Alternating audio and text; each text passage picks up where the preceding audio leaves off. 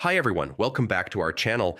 In today's video, I'll show you how to delete a file from your GitHub repository in 2025.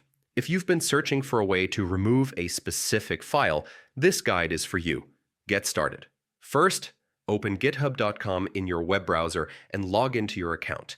Click on your profile picture in the top right corner and select your repositories from the drop-down menu. This will show all the repositories in your account.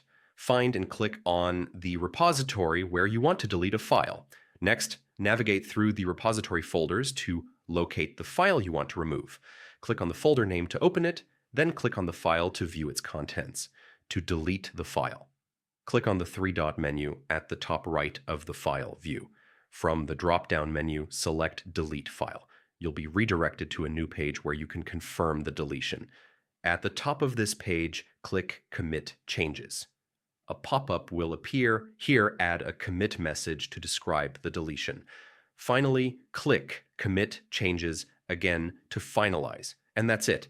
The file has now been successfully deleted from your GitHub repository. By following these steps, you can easily manage and clean up your repository files. Thanks for watching. If this tutorial helped you, don't forget to like the video, subscribe for more GitHub tips, and I'll see you in the next one.